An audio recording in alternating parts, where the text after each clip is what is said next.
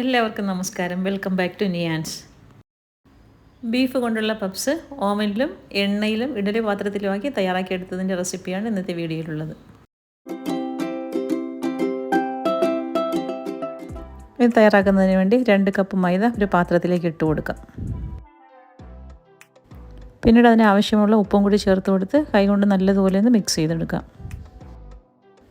ഇനി കുറേശ്ശെയായിട്ട് വെള്ളം ചേർത്ത് കൊടുത്ത് നല്ലതുപോലെ ചപ്പാത്തിക്ക് കുഴയ്ക്കുന്ന പോലെ ഒന്ന് കുഴച്ചെടുക്കാം. ഞാനിവിടെ ഓവനിലും ഇഡലി പാത്രത്തിലും എണ്ണയിലുമായിട്ടാണ് 3 രീതിയിൽ പപ്സ് തയ്യാറാക്കിയെടുക്കുന്നത്.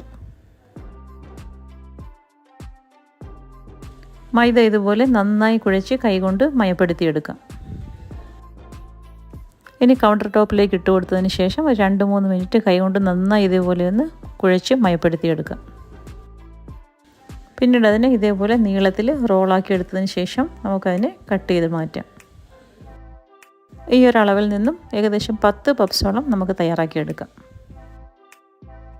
ഇനി ഇതിൽ നിന്ന് ഓരോ പാർട്ടും എടുത്ത് കൈവച്ച് നല്ലതുപോലെ വീണ്ടും ഒന്ന് റോൾ ചെയ്തതിന് ശേഷം ചെറുതായിട്ടൊന്ന് പരത്തിയെടുക്കാം. ഇതേപോലെ കൈവച്ചൊന്ന് പരത്തി ബാക്കിയെല്ലാം തയ്യാറാക്കിയെടുക്കാം. കൈ കൊണ്ട് എത്രത്തോളം മയപ്പെടുത്തിയെടുക്കാൻ പറ്റുമോ അത്രത്തോളം പപ്സ് നല്ല സോഫ്റ്റ് ആയിട്ടിരിക്കും. ഓരോന്നും എടുത്ത് ഇതേപോലെ തന്നെ നമുക്ക് കൈവച്ചൊന്ന് മയപ്പെടുത്തിയതിന് ശേഷം പരത്തിയെടുക്കാം. ഇനി ഒരു പാത്രത്തിലേക്ക് 1/4 കപ്പോളം സൺഫ്ലവർ ഓയിൽ ഒഴിച്ചു കൊടുക്കാം. പിന്നീട് നമ്മൾ പരത്തി വെച്ച് ഓരോന്നും എടുത്ത് ഇതേപോലെ എണ്ണയിലൊന്ന് തിരിച്ചു മറിച്ചും ഇട്ട് മുക്കിയതിന് ശേഷം അടച്ചു വെച്ച് 1 മണിക്കൂർ റെസ്റ്റ് ചെയ്യാൻ വയ്ക്കാം. അപ്പോഴേക്കും ഇത് നന്നായി സോഫ്റ്റായി കിട്ടും. ഇതവിടെ ഇരിക്കട്ടെ. നമുക്കിതിന് വേണ്ടിയിട്ട് മസാല തയ്യാറാക്കിയെടുക്കാം.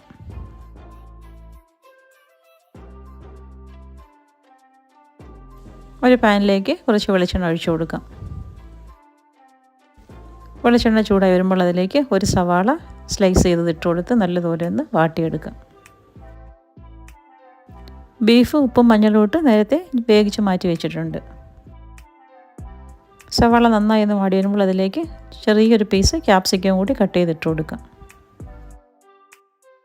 പിന്നീട് അതിലേക്ക് 1/2 ടീസ്പൂൺ ഇഞ്ചി വെളുത്തുള്ളി പേസ്റ്റും കൂടി ചേർത്ത് കൊടുത്ത് നല്ലതുപോലെ ഒന്ന് മിക്സ് ചെയ്തെടുക്കാം.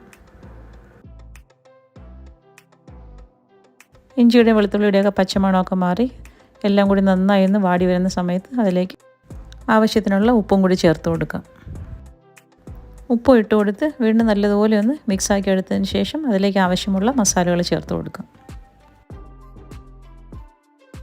1/2 ടീസ്പൂൺ മുളക് പൊടിയും 1/2 ടീസ്പൂൺ മല്ലിപ്പൊടിയും 1/4 ടീസ്പൂൺ മഞ്ഞൾപ്പൊടിയും 1/2 ടീസ്പൂൺ ഗരം മസാലയും കൂടി ചേർത്ത് കൊടുത്ത് നല്ലതുപോലെ ഒന്ന് മിക്സ് ചെയ്തെടുക്കാം. മസാലയുടെയൊക്കെ പച്ചമണം മാറി വരുന്ന സമയത്ത് അതിലേക്ക് കുറച്ച് ചൂടുവെള്ളവും കൂടി ചേർത്ത് കൊടുക്കാം. വീണ്ടും നല്ലതുപോലെ ഒന്ന് മിക്സാക്കി കൊടുത്തതിന് ശേഷം അടച്ചു വെച്ച് ഫ്ലെയിം സിമ്മിലാക്കിയതിന് ശേഷം ഒന്ന് വേവിച്ചെടുക്കാം.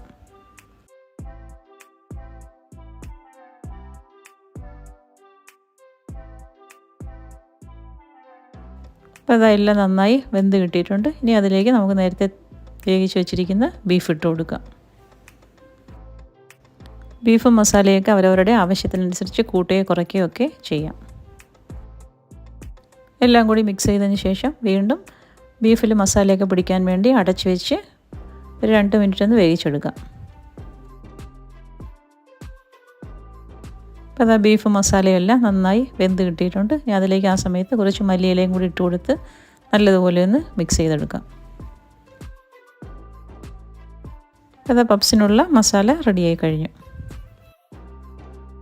ഇനി നേരത്തെ തയ്യാറാക്കി വെച്ചിരിക്കുന്ന മാവിൽ നിന്ന് ഓരോ പീസ് എടുത്ത് കൗണ്ടർ ടോപ്പിലേക്ക് വെച്ച് കൊടുത്തതിന് ശേഷം കൈകൊണ്ട് നന്നായി ഒന്ന് പരത്തി വലുതാക്കിയെടുക്കാം. നമ്മൾ പൊറോട്ടയ്ക്കൊക്കെ കൈകൊണ്ട് പരത്തി എടുക്കത്തില്ല, ആ ഒരു രീതിയിൽ ഇതിനെ പരത്തി വലുതാക്കിയെടുക്കാം. നന്നായി പരത്തി വലുതാക്കിയതിന് ശേഷം 2 സൈഡിൽ നിന്നും ഇതേപോലെ ഒന്ന് ഫോൾഡ് ചെയ്ത് കൊടുക്കാം. വീണ്ടും മുകളിൽ നിന്നും താഴെ നിന്നും മടക്കിയതിന് ശേഷം കൈകൊണ്ട് ഇതേപോലെ പരത്തി വീണ്ടും വലുതാക്കിയെടുക്കാം. വീണ്ടും നേരത്തെ ചെയ്തതുപോലെ തന്നെ 4 സൈഡിൽ നിന്നും ഇതേപോലെ മടക്കി കൈകൊണ്ട് പരത്തി വലുതാക്കിയെടുക്കാം. ഇനി ഇതൊരു സ്ക്വയർ ഷേപ്പിൽ പപ്സിൻ്റെ വലുപ്പത്തിൽ നമുക്കിതിനെ പരത്തിയെടുക്കാം. ഓരോ ബോൾസും ഇതേപോലെ കൈകൊണ്ട് നന്നായി പരത്തി വലുതാക്കി നേരത്തെ ചെയ്തതുപോലെ തന്നെ റിപ്പീറ്റ് ചെയ്തെടുക്കാം. ഇങ്ങനെ ചെയ്യുന്നത് പപ്സിന് നന്നായിട്ട് ലെയർ കിട്ടാനും നല്ലതുപോലെ മൊരിഞ്ഞു വരാനും വേണ്ടിയാണ്. ബാക്കി എല്ലാ ബോൾസും ഇതേപോലെ തയ്യാറാക്കിയെടുക്കാം.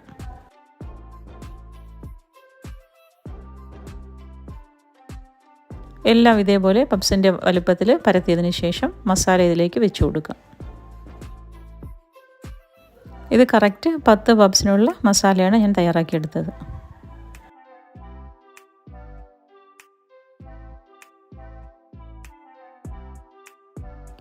ഓരോന്നിലും മസാല വെച്ച് കൊടുത്തതിന് ശേഷം ഇതേപോലെ കോണോട് കോണെന്ന് ഫോൾഡ് ചെയ്ത് പ്രസ് ചെയ്തെടുക്കാം.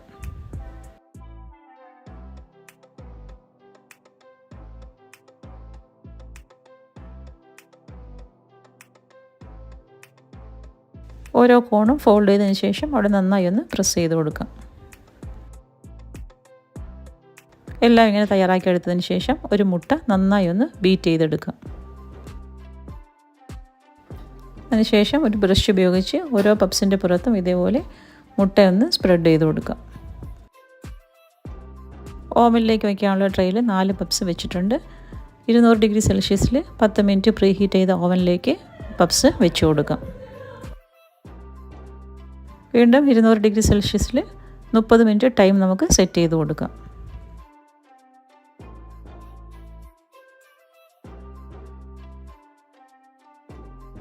ഇനി ഒരു ഇഡ്ഡലി പാത്രത്തിലേക്ക് കുറച്ച് ഉപ്പിട്ട് നേരത്തെ തന്നെ ചൂടാകാൻ വെച്ചിരുന്നു. ആ തട്ടിലേക്ക് 4 പപ്സ് വെച്ച് കൊടുക്കാം.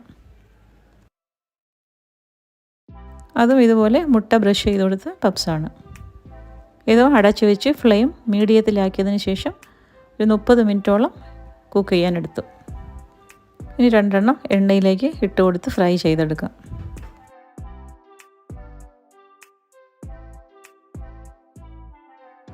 ഒരു സൈഡ് നന്നായി മുരിഞ്ഞു വരുമ്പോൾ മറിച്ചിട്ട് കൊടുക്കാം. ഇപ്പോൾ ഇത് 2 സൈഡും നന്നായി മുരിഞ്ഞു വന്നിട്ടുണ്ട്. ഇനി ഇത് എണ്ണയിൽ നിന്നും മാറ്റാം. ഒരെണ്ണം എണ്ണയിലേക്ക് ഇട്ട് കൊടുത്തപ്പോൾ സ്പേസ് ഇല്ലാത്തത് കാരണം ഷേപ്പിന് ചെറിയ വ്യത്യാസം വന്നു. ഇങ്ങനെയും നമുക്ക് പപ്സ് തയ്യാറാക്കിയെടുക്കാം. ഓവൻ 30 മിനിറ്റാണ് സെറ്റ് ചെയ്ത് വെച്ചിരുന്നത്. പക്ഷേ 20 മിനിറ്റ് കഴിഞ്ഞപ്പോഴേക്കും പപ്സ് നന്നായി പാകമായി കിട്ടിയിട്ടുണ്ടായിരുന്നു. ഇനി ഇത് ട്രേയിൽ നിന്ന് പ്ലേറ്റിലേക്ക് മാറ്റി കൊടുക്കാം. എനിക്ക് ഏറ്റവും സെറ്റായി കിട്ടിയത് ഇഡ്ഡലി പാത്രത്തിൽ വെച്ച് തയ്യാറാക്കിയ പപ്സാണ്. ഇത് ഓവനിൽ നിന്നും എടുത്തു മാറ്റിയ പപ്സാണ്. ഇത് എണ്ണയിൽ നിന്നും കോരി മാറ്റിയ പപ്സാണ്. ഇഡ്ഡലി പാത്രത്തിൽ വെച്ച പപ്സ് 30 മിനിറ്റ് ആയപ്പോഴേക്കും സെറ്റായി കിട്ടി. അതും പാത്രത്തിൽ നിന്നും മാറ്റിയെടുക്കാം. ഇത് നല്ലതുപോലെ സെറ്റായി കിട്ടിയിട്ടുണ്ട്. അപ്പോൾ ഈ 3 രീതിയിലും എല്ലാവരും പപ്സ് ഒന്ന് ട്രൈ ചെയ്ത് നോക്കൂ. വീഡിയോ ഇഷ്ടമായി ലൈക്ക് ചെയ്ത് സബ്സ്ക്രൈബ് ചെയ്ത് സപ്പോർട്ട് ചെയ്തേക്കൂ.